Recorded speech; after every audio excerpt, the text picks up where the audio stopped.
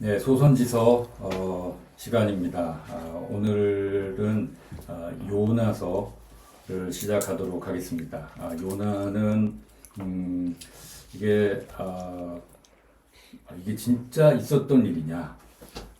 뭐 예를 들면 선지자가 사람이 물고기 뱃속에 들어갔다가 거기서 뭐 무슨 일을 겪고 또 마음의 변화를 심경의 변화를 가지고 그 다음에 또 튀어나와서 뭐 어떻게 했다 하는 그런 이야기. 근데 지금 뭐 상식적으로 물고기 그러면은 도대체 사람을 삼킬 만한 물고기 뭐가 있나? 사이즈로 봐서는 고래인데 고래는 그런 식으로 뭘 먹지 않는데 생각도 되고 상어는 두 동강 세 동강을 낼 텐데 뭐 이런 일 때문에 요나는 신화다. 이건 있을 수 없는 얘기다. 이제 그렇게 이야기하는 사람도 있습니다만 예수님도 분명히 이 요나에 대한 언급을 했고 성경의 어떤 신화적인 이야기를 아무리 뭐 교훈이 있다고 해도 신화적인 이야기를 이렇게 썼다는 것은 말이 되지 않죠. 그래서 우리는 이 요나는 분명히 실존 인물이고 분명히 하나님이 요나라는 선지자를 통해서 그 사람을 통해서 어떤 일을 행하셨다. 그리고 요나라는 선지자를 통해서 오늘 우리에게 들려주시는 하나님의 말씀을 듣는다 하는 그런 마음을 가지는 것이 이 요나서를 우리가 읽고 공부할 때 하나님의 말씀으로 듣고 배울 수 있는 그 원인, 계기가 되리라 믿습니다. 그냥 교훈책, 도덕책, 뭐 옛날 전래동화 그런 것을 봐도 어떤 교훈을 얻을 수 있죠. 그러나 인간적인 교훈이 아니라 분명히 하나님의 말씀이요 영적인 교훈, 생명의 말씀을 우리가 듣는다 할 때 우리는 이걸 신화적인 이야기가 아니라 실제 있었던 이야기로 믿고 듣는 것이 중요할 줄로 압니다. 그러면 이제 이 요나에 대한 그 배경부터 한번 보도록 하겠습니다. 이 요나라는 사람에 대해서 보면은요, 이 사람은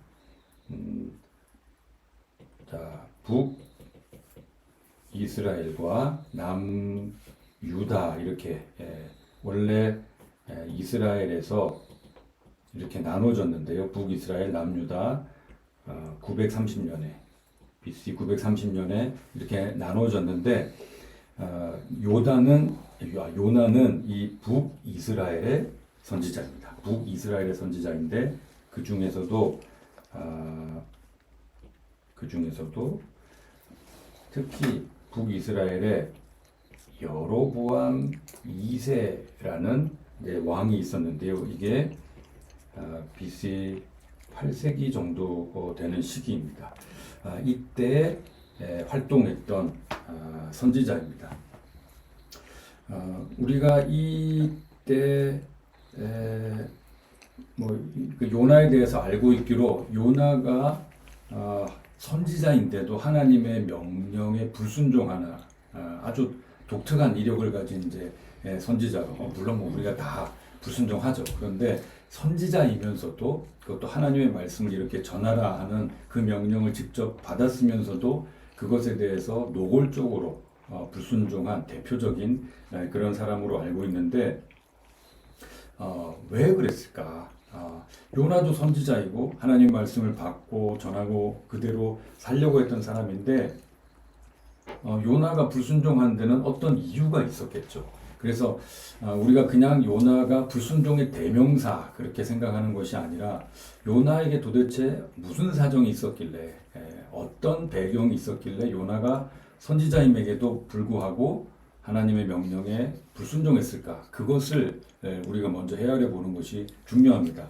안타깝게도 이 요나서에는 이 요나가 왜 불순종했는가 하는 것은 나오지 않기 때문입니다. 이것을 보기 위해서 우리가 한 구절 먼저 성경을 찾아봐야 됩니다. 그게 이 배경이 되는 이 요나서를 이해하는 배경이 되는 성경이 있는데요. 그게 뭐냐면 열왕기하 14장 23절부터 28절까지의 말씀입니다. 그것을 찾아보겠습니다. 열왕기하 14장, 네, 화면에 나오죠. 열왕기하 14장 이렇게 나오는데요. 자, 열왕기하 14장 23절부터 28절까지 내용인데 보시면 이렇게 되어 있습니다. 유다의 왕 요아스의 아들 아마샤 제15년에 이스라엘 왕 요아스의 아들 여로보암이 사마리아에서 왕이 되어 41년간 다스렸으며 그랬습니다. 북이스라엘의 이스라엘의 초대 왕이 여로보암입니다. 예, 이 이름하고 똑같죠. 그래서 이 사람을 가리킬 때 보통 여로보암 1세라고 하고, 지금 여기에 나오는 이 여로보암, 이 사람은 지금 이제 제 13대 왕인데요. 이 사람을 가리켜서 여로보암 2세라고 그렇게 합니다. 그러니까 요나가 활동했던 시대는 바로 이 여로보암 2세, 북이스라엘의 제 13대 왕 때였습니다. 이게 BC 793년에서 753년 왕위에 있었던 사람으로 그렇게 지금 우리가 알고 있는데요. 이 사람에 대해서 성경은 이렇게 말합니다. 여로보암 2세입니다. 여호와 보시기에 악을 행하여 이스라엘에게 범죄하게 한 느밧의 아들 여로보암, 그러니까 여로보암 1세입니다. 느밧의 아들 여로보암 1세의 모든 죄에서 떠나지 아니하였더라. 대부분 이스라엘 왕, 북이스라엘 왕에게 해당되는 그런 표현입니다. 하나님을 여호와 보시기에 악을 행하고 이스라엘에게 범죄하게 한 이 여로보암의 죄에서 떠나지 않는다. 요아스의 아들 여로보암 2세가 느밧의 아들 여로보암과 똑같이 행했다는 거죠. 근데 그때 이렇게 나옵니다. 이스라엘의 하나님 여호와께서 그의 종 가드헤벨 아미떼의 아들 선지자 요나를 통해서, 그 느밧의 아들 여로보암, 이게 아니죠. 네, 여로보암 2세 때 그때 선지자 요나를 통해서 무슨 말씀을 하셨는가? 요나가 북이스라엘에서 어떤 말씀을 하셨어요. 하나님께서 말씀을 하셨어요. 무슨 말씀이냐? 여로보암이, 역시 이 사람은 여로보암 2세죠. 이 여로보암 2세가 이스라엘 영토를 회복하되, 그러니까 다윗과 솔로몬 이때는 엄청난 영향력을, 가장 넓은 영토와 그리고 그 주변 나라 민족에게서 조공을 받고, 왜냐하면 또 그때 하나님이 그 주변을 그렇게 정리하셨기 때문에 아시리아나 바벨론 같은 그런 강국이 따로 없었습니다. 또 이집트에서도 그 내부 사정으로 인해서 이집트도 강력한 그런 힘을 발휘하지 못했습니다. 그러니까 그 지역에 패권을 차지한 사람이 다윗, 솔로몬 이렇게 이어졌죠. 그때 강한 영토를 가지고 있었는데 이 나라가 북이스라엘과 남유다로 나누어지면서 당연히 이제 영토도 좀 줄어들고 영향력도 쇠퇴하는 그런 일이 벌어졌던 겁니다. 그런데 북이스라엘의 여로보암 2세 13대 왕에 이르렀을 때 그 땅에 있던 선지자 요나에게 하나님이 말씀하셨던 거예요. 여로보암 2세가 있는 것처럼 이스라엘의 영토를 회복하되 하맛 어귀에서부터 아라바 바다까지, 그러니까 북이스라엘은 위쪽입니다. 남유다가 이제 아래에 있고요. 그런데 여기 나오는 이 하맛 어귀가 어디냐면 지금으로 말하면 레바논 지역, 시리아 가까운 그 이스라엘 북쪽에 있는 그 지역입니다. 그러니까 지금 레바논, 우리가 지금 뭐 제일 그 이스라엘 영토로서는 제일 위쪽, 거기서부터 여기 아라바 바다 그렇게 나오는데요. 여기가 바로 사해입니다. 사해.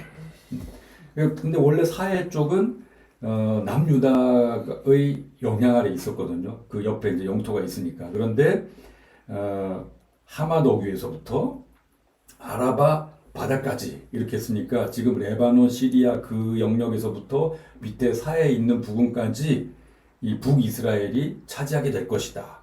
그러니까 요나가 이런 예언을 한 거예요. 하나님 말씀이 다 그러고 전했는데 이건 마치 우리나라로 하면 옛날 고구려 시대 광개토왕, 장수왕 때처럼 영토를 그만큼 확장하고 영향력을 미칠 것이다라고 이야기한 것과 다름없죠. 근데 왜 이런 일을 하셨는가? 이제 나옵니다. 이는 여호와께서 이스라엘의 고난이 너무 심하여 매인자도 없고 노인자도 없고 이스라엘을 도울 자도 없음을 보셨고, 비록 이 북이스라엘이 또 여로보암 왕이 하나님을 경외하지는 않았지만, 전심을 다해서 경외하지는 않았지만 그들의 그 고난과 어려운 상태가 너무 심했기 때문에 불쌍히 여기셨다는 겁니다. 그래서 여호와께서 특별히 또 이스라엘의 이름을 천하에서 없이 하겠다고도 아니하셨으므로 아직 그 죄악이 차지도 않고, 그래서 너 이제 심판하고 끝낼 거야라고 아직 말씀하시기 전이었다는 거죠. 그래서 요아스의 아들 여로보암의 손으로 구원하심이었더라. 그가 선해서가 아닙니다. 그가 선해서 하나님을 잘 섬겼기 때문에 그를 통해서 그런 땅을, 그런 나라를 이룬 것이 아니라, 그러니까 이때 여로보암 2세가 거의 뭐라고 할까요? 옛날 솔로몬의 영광을 회복한 그런 왕이었다, 그렇게 생각하시면 되겠습니다. 그렇게 요나가 그런 예언을 한 사람이란 거죠. 그런 예언을 했고 또 자기 예언대로 여로보암 2세 때 자기가 섬기는 나라, 자기가 섬기는 왕, 그때 여로보암 2세 그때 북이스라엘에 그런 일이 실제로 일어난 거예요. 그러니까 이 요나로서는 얼마나 기쁘고 그 사실이 감격스럽겠습니까? 자기 조국이 잘 살게 된 거예요. 주변 모든 나라들이 이 북이스라엘을 우러러보는 그런 일이 벌어진 것입니다.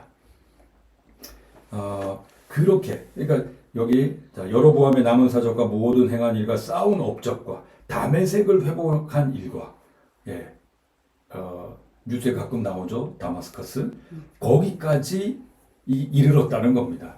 북이스라엘의 판도가. 그러니까 정말 옛날 그 고구려 광개토 왕의 그런 것 같은, 우리나라로 보면은 광개토 대왕 같은 그런 사람이 누구냐면 바로 이 여로보암 2세였고, 그 여로보암 2세 뒤에는 요나가 있었다는 거죠. 그 영광을 함께 누린 뭐랄까요? 저 삼국지로 하면은 제갈공명 같은, 옆에서 왕이시여 이렇게 해야 됩니다. 또 백성들에게 하나님이 우리에게 이런 거 할 거다 그랬는데 정말 그 영광을 본 정말 가슴 뿌듯한 그런 선지자였던 것입니다. 이것이 이 요나서의 배경이라는 것을 알고 다시 요나서로 돌아가겠습니다. 요나서로 이때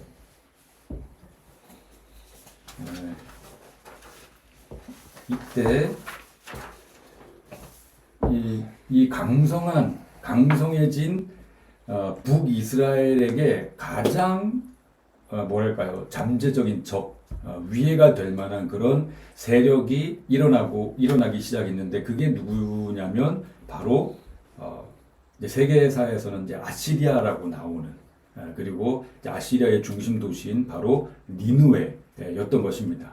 그러니까 그 정도 이제 국제 정세가 돌아가고 있었던 거죠. 그런데 이제 하나님의 명령이 임하게 된 것입니다. 자, 이제 본문으로 다시 가서요. 여호와의 말씀이 아미떼의 아들 요나에게 임하니라. 요나라는 이 사람의 이름의 뜻은 비둘기라는 뜻입니다. 비둘기. 비둘기 한때 이제 평화의 상징이었고, 뭔가 순하고 친근하고 이제 그런 느낌이죠. 정말 북이스라엘에게 요나라는 선지자는 평화의 상징이었고 번영의 상징이었을 겁니다.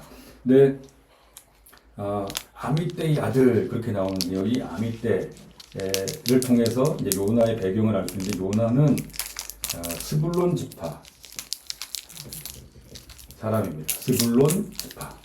이스라엘의 12지파 중에 스불론 지파라고 나오는데요.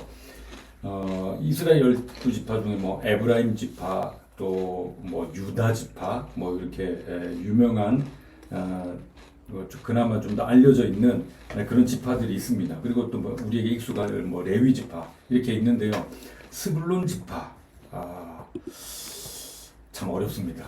이제 구약 성경의 뭐 구약의 예언에도 그렇고 또 신약의 예수님의 탄생 그 시절에 대한 그 묘사에도 보면은 스불론과 납달리 땅에 빛이 비쳤다. 이제 그런 식으로 표현을 하거든요. 그러니까 스불론 또 납달리 여기는 한마디로 유명하지도 않고 알려지지도 않고 늘 시달리고, 왜냐하면 외적의 침입이 있을 때 먼저 공격받고 약탈당하고 늘 어려움 당하고, 그리고 그 집안 내에 딱히 다른 인물도 없는, 유명한 사람도 없는 그런 곳이, 그런 배경을 가진 곳이 바로 스불론 지파입니다.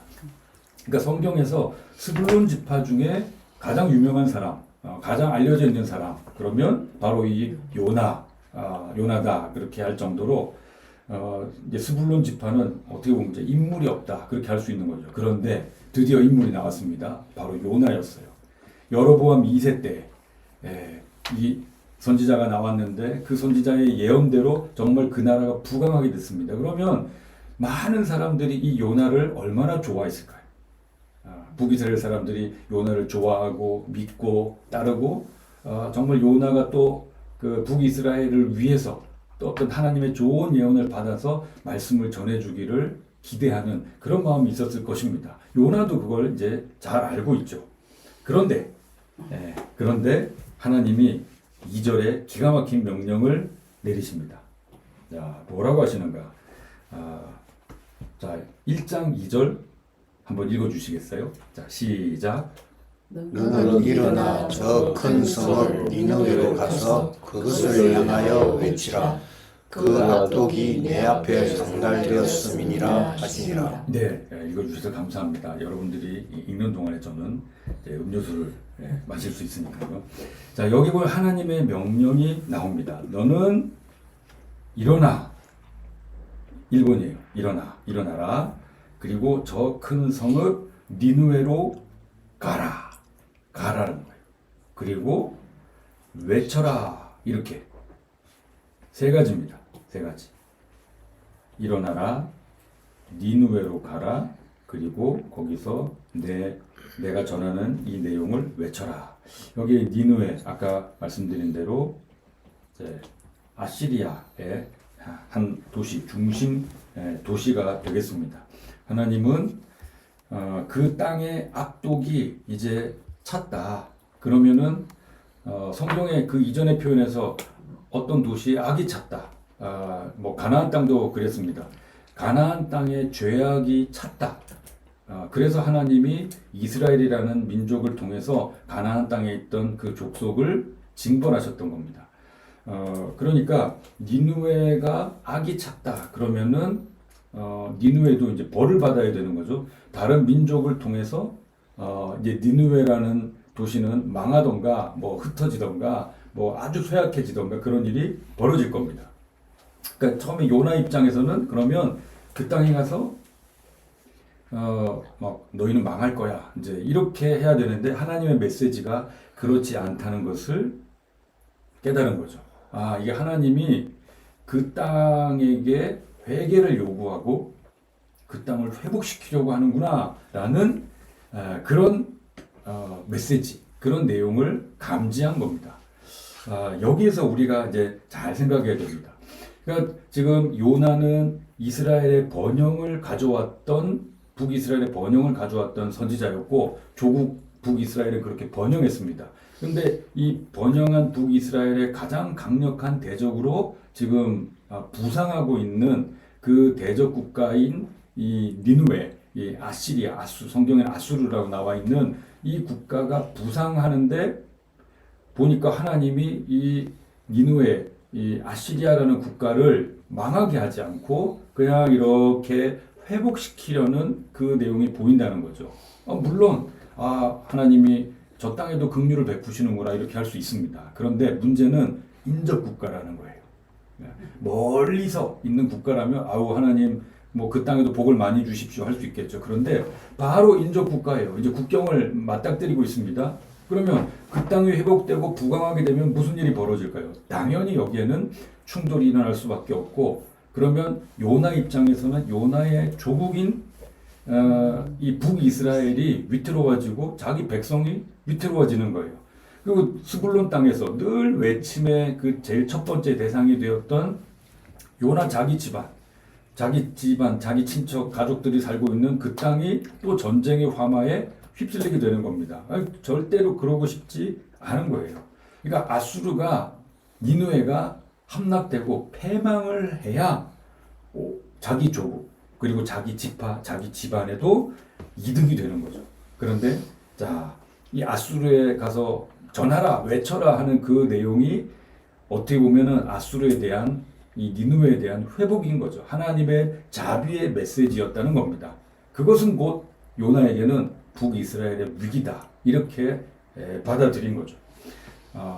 그래서 여기에서 우리가 볼 수 있는 게, 자, 하나님의 자비, 좋아요. 하나님의 자비가 좋아요. 내가 그 자비를 받으면 좋습니다.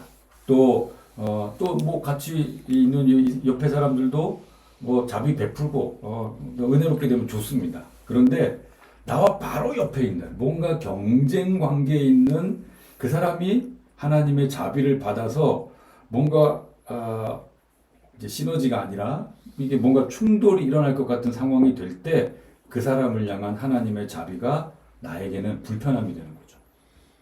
그 불편함이 싫은 거예요. 그러니까 하나님이 자비를 베푸시겠다는데 내가 하나님 그 자비는 베풀지 마세요. 그 자비는 맞지 않습니다. 그 인자하심은 거두어 주십시오. 그러니까 하나님의 사랑과 긍휼히 여기심에 대해서 내가 옆에서 판단하는 거죠. 하나님 그거 옳지 않습니다. 그 자비는 맞지 않습니다. 우리에게 위협이 될 만한 그 자비는 옳지 않습니다라고 요나가 어떻게 보면은 에덴 동산에서 선악과를 따먹은 그 아담과 하와처럼 그 부분에 대한 판단을 자기가 해버린 거죠. 하나님의 자비까지도 판단한 그것이 요나. 그의 배경에는 물론 애국심, 자기 민족과 자기 집안 사람들에 대한 애정이 있습니다만, 그 왜곡된 애국심과 왜곡된 그 자기 지파와 민족, 집안에 대한 애정이 하나님에 대한 불순종을 가져온 아주 독특한 그런 예라고 하겠습니다. 뭐 이것은 어떻게 보면 이제 요나 그 한 사람의 그 시대에만 해당되는 게 아니라 지금도 마찬가지죠. 지금도 얼마든지 일어날 수 있는 나의 또는 우리의 어떤 공동체의 왜곡된 애국심이 그런 하나님께 불순종하고 하나님의 질서를 깨뜨리는 그런 왜곡된 형태로 발현될 수 있다는 것을 우리는 경계하고 겸손하게 하나님의 말씀에 이건 맞지 않는데 우리 이익과도 정면으로 충돌하는 건데 그럴지라도 어렵죠. 예, 아주 어려운 결정이지만 그럼에도 불구하고 순종할 수 있는가? 그런 면에서 요나서는 우리에게 아주 현실적인 그런 메시지, 하나님의 말씀이다. 그렇게 생각할 수 있겠습니다. 그러면 자 1장 3절에서 보면 자 요나가 그러면 어떻게 반응하는지 나옵니다. 요나가 자, 어떻게 반응하느냐? 요나가 명령을 받았어요. 그런데 여호와의 얼굴을 피하려고 참 선지자에게는 있을 수 없는 일이죠. 선지자는 하나님을 경외하지 않는 시대에서도 하나님의 얼굴을 구하고 바라고 말씀을 사모하고 그걸 듣고 전하는 그런 사람인데 요나가 여호와의 얼굴을 피하는 겁니다. 피해요. 자 요나가 어떻게 하는지 보십시오.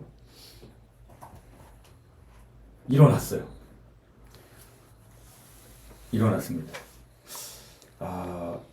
일어난 거는 이제 이 지금 1장 3절에서는 요나가 한 행동에 대해서 제가 또 색깔로 표현하는데 욥바로 내려갔어요.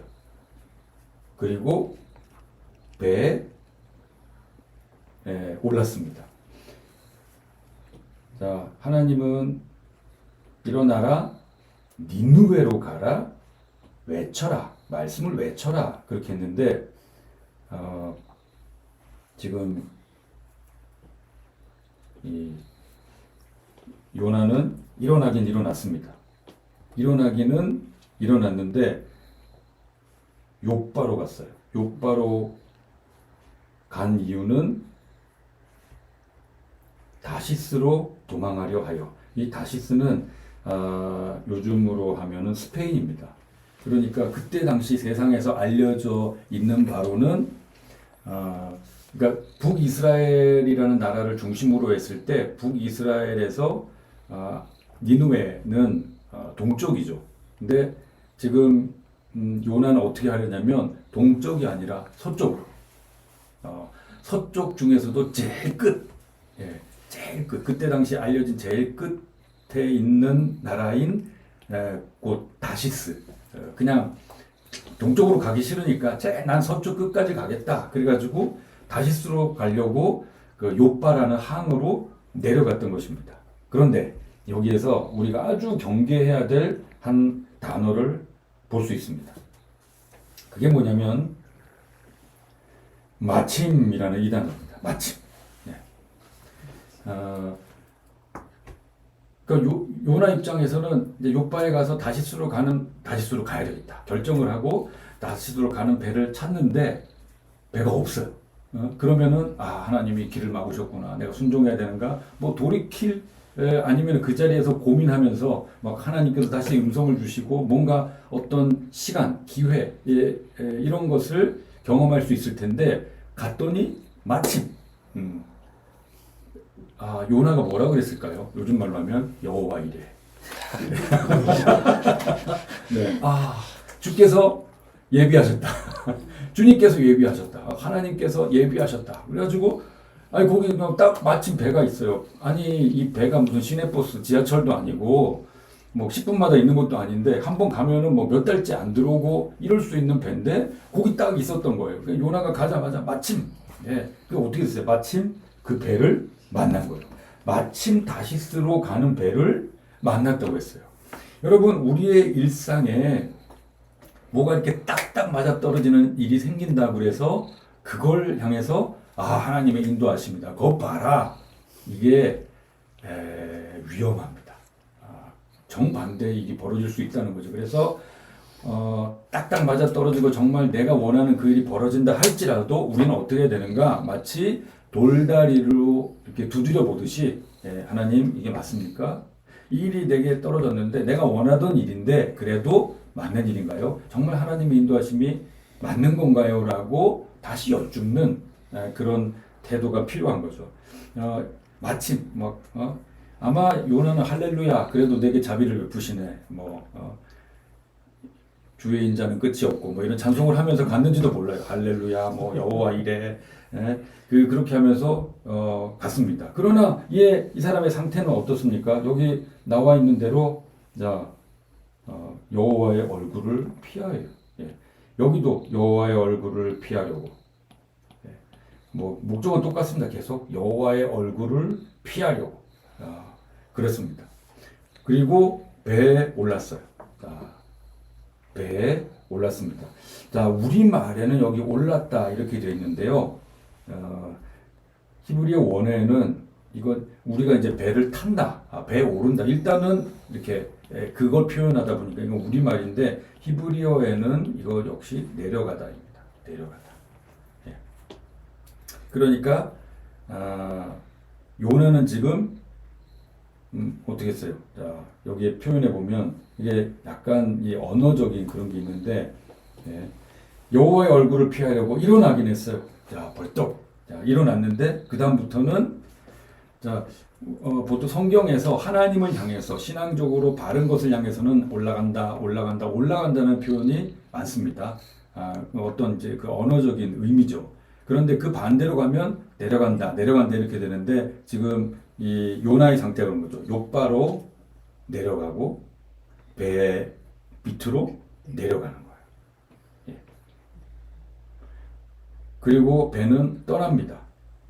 그래서 이제 배가 쭉 떠나니까 아마 이제 요나 입장에서는 이제 뭐 해결됐다. 이제 그래 출발하기만 해라 그랬는데 딱 떠난 거예요. 뭐 배가 이제 떠났으니까 몇 군데 뭐 항구를 거치긴 하겠지만 결국 목적지인 다시스까지 갈 것이니까요. 그래서 요나는 아마 뭐 안심했을지도 모르겠습니다. 그런데 하나님이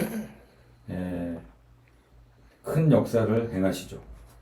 하나님이 여호와께서 큰 바람을 바다 위에 내리심에 바다 가운데서 큰 폭풍이 일어나서 배가 거의 깨어지게 됐다고 그랬습니다. 배가 거의 깨어지게 되는 그런 일이 벌어졌습니다.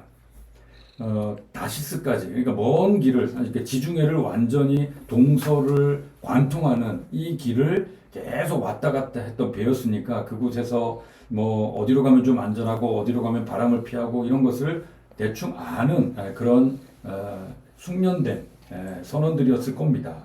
그런데 이 선원들로서는 감당할 수 없는 그런 큰 폭풍이 임했다는 것을 그 아래 이 사공들, 그 선원들의 태도를 통해서 알 수 있는데요.